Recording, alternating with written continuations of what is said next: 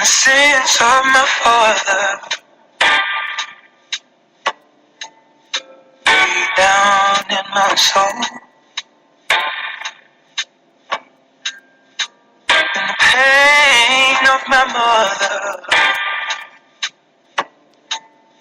will not let me go. Well, I know there can't come fire from the sky to refine the purest of kings. And even though I know this fire brings me pain, even so, and just the same, make it rain down, Lord, make it rain,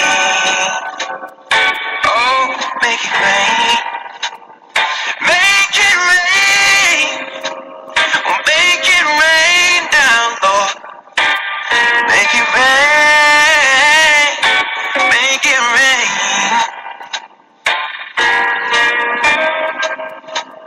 Oh, seed needs the water, or it goes out of the ground, but it just keeps on getting hard. Hunger more profound. Well, I know there can't come tears from the eye, but they may as well all be in vain. Even though I know these tears come with pain, even so, and just the same, make it rain down, Lord, make it rain, oh, make it rain,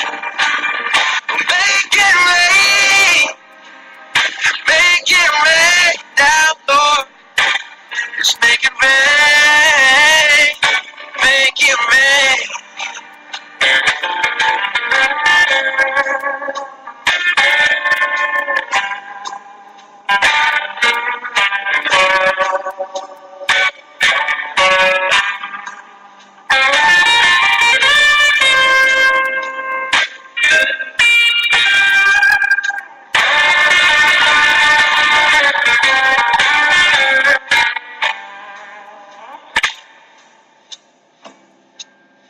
The seas are full of water,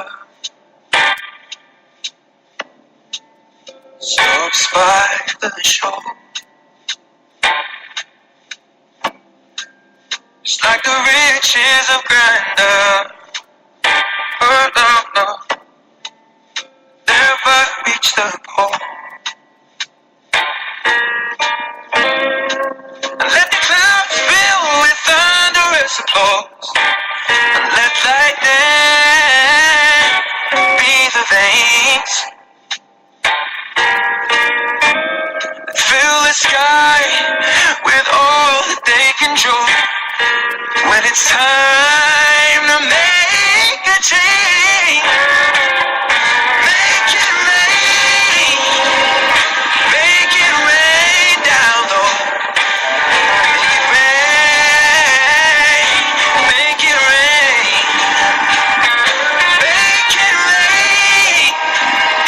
make it rain down, Lord, make it rain, oh, make it rain.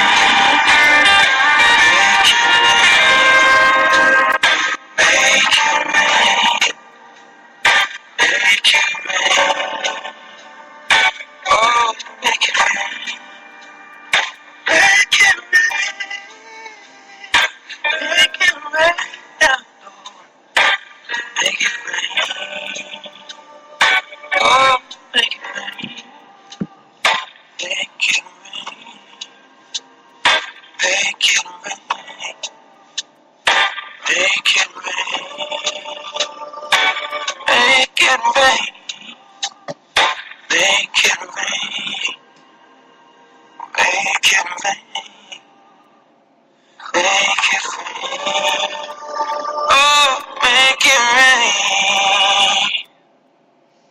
All right, that was Ed Sheeran with Make It Rain. I'm going to go ahead and take that off of there. I really love that song. I guess it was from the Sons of Anarchy TV show, but I've never seen that TV show, but it had great reviews, and I'm sure a lot of you have seen it, whoever does listen to me. Anyway, so it's been a while since I have broadcasted alone. Normally I'm joined with Rachel Moy, who is also my sister, and we do the Sour Patch Sisters segment. The last time I aired was with Josh, and we were following up the aftermath of the Human Rights Commission public hearing and the vote that was passed to reinstate the Human Rights Commission, adopting new language for sexual orientation and gender identity.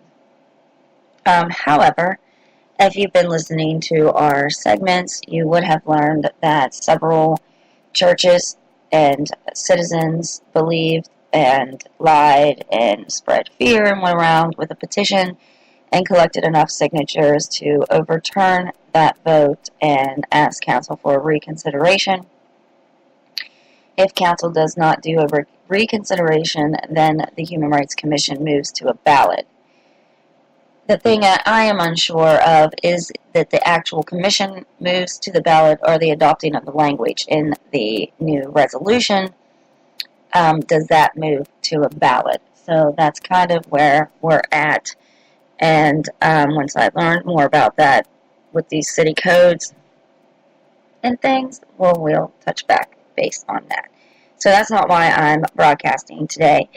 I'm broadcasting today because, for one, I was up early enough to do Coffee Scream alone and had some alone time because I do have 4 children who are probably going to be coming and knocking on my door and interrupting my airtime. But, hey, that's what it is to be a full-time mom.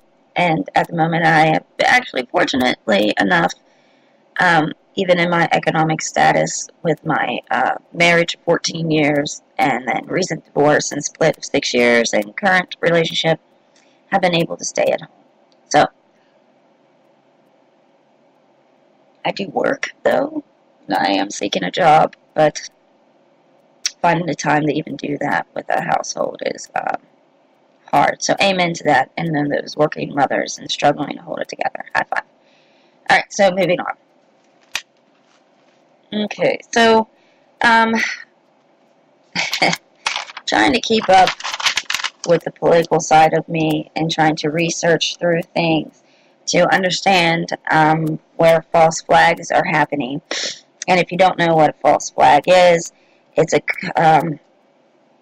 secret operation from the government where they do something catastrophic, or for instance, if we go back and think about World War II, where they bombed Pearl Harbor and then initiated our country into war. So that's basically what a false flag is when a government derives a plan to create some kind of scenario that problem, solution, reaction stuff there.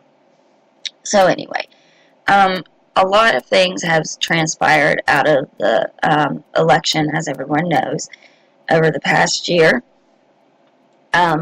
with President Trump, as well as all these recent attacks on American soil by Americans or extremists, and acts of terror, actually, by our own homegrown, which is pretty normal if you think about it. You don't really have other people going into the countries and doing terror there unless they're sent there by government entities.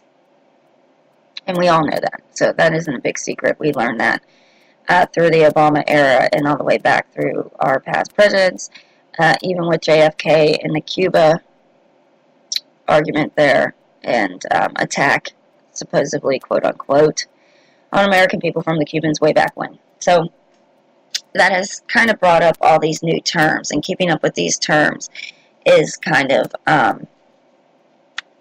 it's funny to me. Honestly, the whole thing is funny to me. I don't understand what the fuck people be, excuse my language, I don't understand why some people must have a label to themselves. And such, I mean, the first thing you do with people when you meet them nowadays is they throw out their credentials. And it's not even that you meet them nowadays. Let me take that back. When you go around a certain social groups, you find all of these labels and things and blah, blah, blah. And it's almost like they hide behind this muck of advertisement for oneself, where they almost don't have a true identity. And that's the mask that we all wear, blah, blah, blah. That's pretty normal, actually. But it's sickening in the same sense that we all feel we have to be throwing out things like that. So I don't really do those things. And then they say you're humble or you don't boast or whatever. You're modest. No, you're just a real person. So high five to those people too. Alright, so alt-right and alt-left are alternative right and alternative left. Right wing, left wing. Right cheek, left cheek. So what that really comes down to is if you're the eagle of the United States, some of you are standing on the left wing and some of you are standing on the right wing. And then some of us are standing here in the middle. And the more and more you learn, the more and more you question your own motives and intentions and beliefs and blah, blah, blah. And the more they shatter, because we all change and ideas change and our beliefs change. The more you think, I can't believe I thought like that, or you think, oh no, maybe I'm not. I am thinking like that. So it kind of goes both ways, if you understand that. So this alt-right and alt-left actually originated on social media and online forums, which we already had the right wing and left wing. But what the alt-right and alt-left is extremists. Extreme conservatives are extreme liberals. I don't even know if Democrats are extreme, but so you have white nationalists, extreme right, and everybody else, extreme left, right? And no one is centered. Or sometimes you have people saying, well, I'm right-centered, or I'm left-centered. How do you think the bird, just in general, let's take the bird as our symbol. Do you think the bird, we're called the United States of America, with one giant eagle, with a bunch of little teeny figures dancing around on both ways, fighting in the center? That makes no sense. Maybe you should choose a different logo, U.S. So, I don't understand the split here. But then, I do understand, because I remember history class, and you had the Federalist and the Non-Federalist. Those were the originating parties and stuff, and I think there was a few before that, actually, but this would have been around the Articles of Confederation. There was 13 articles, in the Bill of Rights, and it all came together with some new shit, and that new shit, and all that old shit became the Constitution. I'm sure you can remember that. That basically becomes the indoctrination in 4th grade. Nowadays it starts in 2nd, but they want to teach you that the First Nations people agreed to move when the settlers came. Yeah. So, and I bet you that was probably the alt-left and the alt-right agreed on that.